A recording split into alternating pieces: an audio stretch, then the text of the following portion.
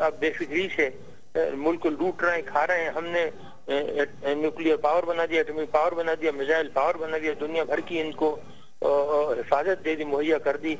और उसके होते हुए इनको तो ये चाहिए था कि पूरी कुव्वत और कोशिशें इस पर लगाते कि मुल्क सनती तौर पर, तालीमी तौर पर तरक्की करता, जिसका कोई शबा भी जर्रा भी नजर नहीं आता। क्या मुल्क ये बड़ा अफसोस की बात है। क्या मुल्की जौहरी प्रोग्राम की सलामती और उसकी तरक्की की रफ्तार से आप मुतमईन तो नज़र नहीं आते जो आपकी बातें हैं? आप ये बताइएगा कि अब करना क्या चाहिए? मौजूदा हुकूमत तो अपने 5 साल मुकम्मल कर रही है, फिर हुकूमत होगी, फिर जमहूरी हुकूमत आएगी, कुछ उम्मीद नजर आती है?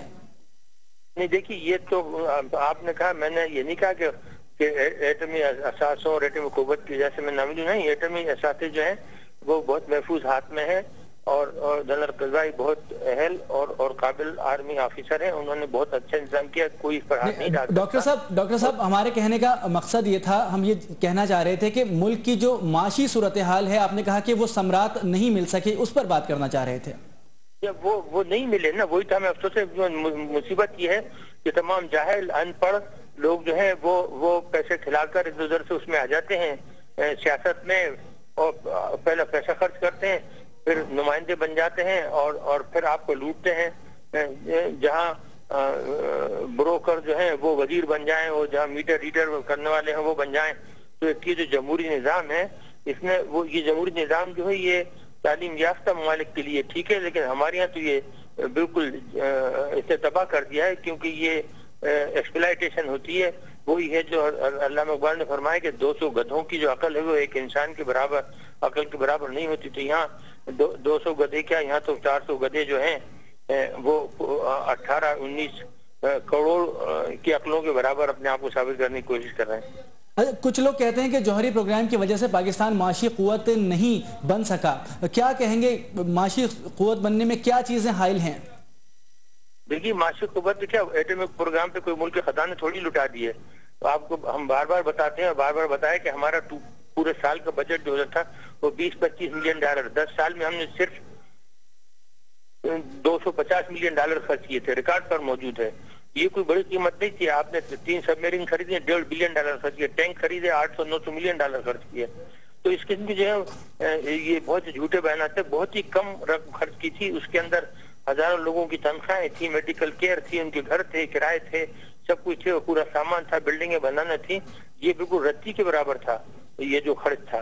तो ये नहीं, इसमें ये जो है जो रुकावट बनी है, सबसे बड़ी वो रुकावट ये है कि जाहिलों के हाथ में मुल्क की रहनुमाई है, लुटेरों के हाथों में, खुद गर्जों के हाथ में। इनको रत्ती बराबर ये अरबपति हैं, उनको रत्ती बराबर इसकी फिक्र नहीं है कि मुल्क तबाह हो रहा है, तरक्की नहीं हो रही है, और तरक्की के काम रोक दिए गए हैं। तालीम के ऊपर पैसा नहीं खर्च हो रहा, तालीम के लिए ना पैसा खर्च करते हैं, ना इंडस्ट्री के लिए। जो इंडस्ट्रियलिस्ट अरबों रुपए की एक्सपोर्ट करते हैं बेचारे, और खून पसीना करके इस मुल्क को टैक्स देते हैं, उनको आप देखिए, मैं अभी कराची गया था, वो तो बेचारे 1,000-1,500 रुपए के सलवार कुर्ता पहनते हैं।